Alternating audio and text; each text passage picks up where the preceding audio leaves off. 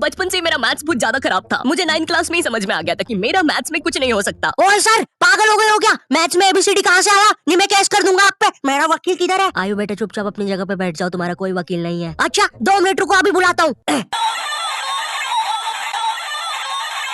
कर दिया मैंने मैसेज, आ रहा है।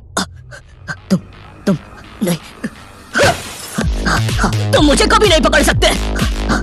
अरे लेकिन मैंने तो मजाक किया था, ये तो सच में ही भाग गए। सर भी फूट गया होगा ना खिड़की से। मैथ्स पर मुझे बचपन से भरोसा नहीं था। एक बार 5th क्लास में मैंने 9 का टेबल रटा था, 9 घंटे लगा के। अगले दिन स्कूल गया तो एक एबला बच्चा आके मुझे 9 का टेबल लिखने की ट्रिक बता रहा है। भाई 9 का टेबल कौन याद करता है यार? तू ऐसे लिख सकता है 9 8 7 6 5 4 3 2 1 1 2 3 4 5 6 7 8 9। माँ कसम बता रहा हूँ, उस टाइम वो बच्चा बस मुझे 9 का टेबल लिखने की ट्रिक बता रहा था, लेकिन न जाने क्यों उस टाइम वो मुझे मेरे 9 घंटे की मेहनत पे मुद्दा हुआ नजर आ रहा था। अरे 9 का टेबल कौन याद करता है? इससे तो 9 घंटे में स्टार उत्सव पे शाहरा का बूम बूम देख लेता है। मैंने मैथ्स अकेले पढ़ना ही छोड़ दिया, ग्रुप स्टडीज ही करता था फिर मैं। और ग्रुप स्टडीज ना उन बच्चों के लिए होती है जिन्हें पता होता है कि कौन सा चैप्टर कैसे करना है। ये बच्चे ना अलग ही होते हैं। इनकी कॉपी में मोर का पंख होता है, मोर की कॉपी में इनका पंख होता है। इन्हें पता है कि इन चीजों का हमारे जीवन में क्या उपयोग है। ये लोग अपने सबसे क्लोज दोस्त को भी पूरा नाम लेके बुलाते हैं। युवराज राजेश पाटीदार, इधर आओ। हाँ भाई, मेरे से ही काम है ना कि बाप को भी बुला के लाना पड़ेगा। ये वो बच्चे होते हैं जो घर में भी स्कूल यूनिफॉर्म में बैठ के पढ़ाई करते हैं। ये बच्चे 1 आवर 45 मिनट्स पढ़ने के बाद 15 मिनट का ब्रेक लेते हैं। नहीं, हमारे जैसे नहीं है कि 7 घंटे तक एक ही कॉपी के पन्ने को घूरे जा रहे हैं। उसमें भी कुछ याद तो हो नहीं रहा है। उल्टा 7 घंटे लगातार घूरने से पेपर के आर पार अलग दिखना चालू हो जाता है। आर पार दिख रहा है। Super powers.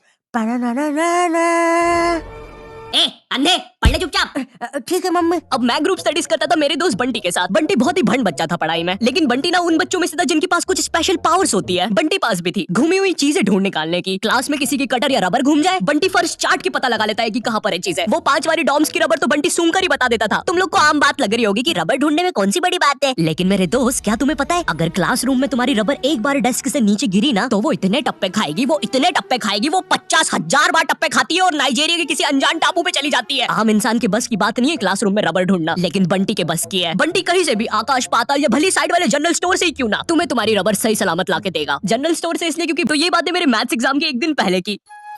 ये हैप्पी शिनचैन म्यूजिक क्यों बज रहा है भाई यहाँ पे? इतनी अच्छी सुबह नहीं होती यहाँ पे। ये एडिटर किधर है? तेरे को बोला ना उल्टे सीधे म्यूजिक मत लगाया कर वीडियो में, समझ नहीं आती।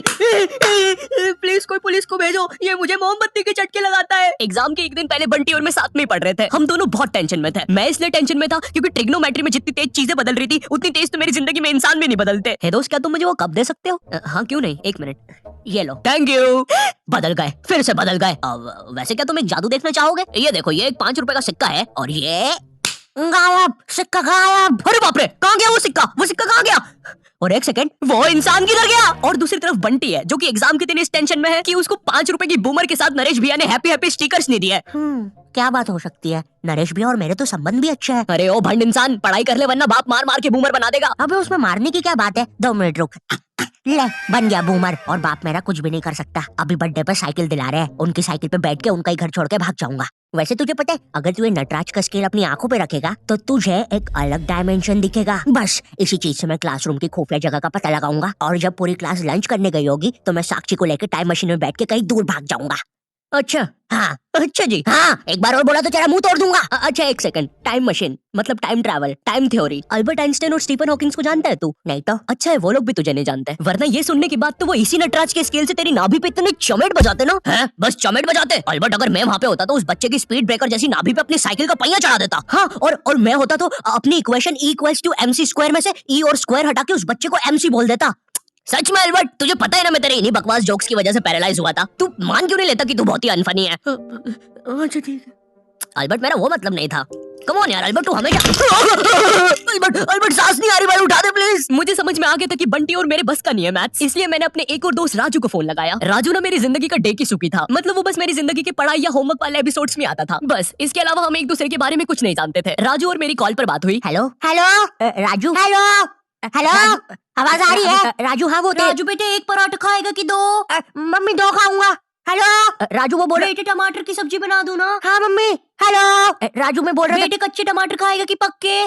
कच्चे मम्मी। राजू बेटे, लेकिन पक्के भी तो खाने चाहिए। फिर पक्के बना दो। 2 सब्जी मैं नहीं बनाऊंगी। राजू ने मुझे कॉल पर बताया कि उसकी मम्मी पापा रात में किसी काम से बाहर जा रहे हैं, तो हम रात में उसके घर पढ़ने आ सकते हैं। अब देखो, मैंने और बंटी ने आज तक किसी दूसरे के घर, के खुद के घर पर भी रात में कभी पढ़ाई नहीं की थी। भाई हमको पता ही नहीं था कि ऐसा भी कर सकते हैं। हम उतने विकसित ही नहीं थे तब। बंदर के जाने अदरक का स्वाद वाली कहावत हो रही थी हमारे साथ।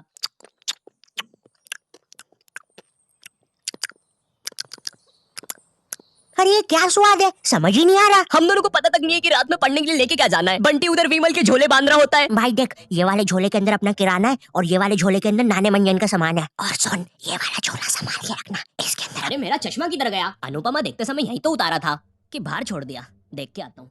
देख, इस बैग के अंदर। लेकिन बाहर मेरा चश्मा नहीं है। यार अनुपमा इतना बेकार शो भी नहीं हो सकता कि वो मेरी याददाश्त मिटा दे। एक बार और देख के आता हूँ, एक बार और। मैं पहली बार कब गया? देख के आता हूँ। देख, इस बैग के अंदर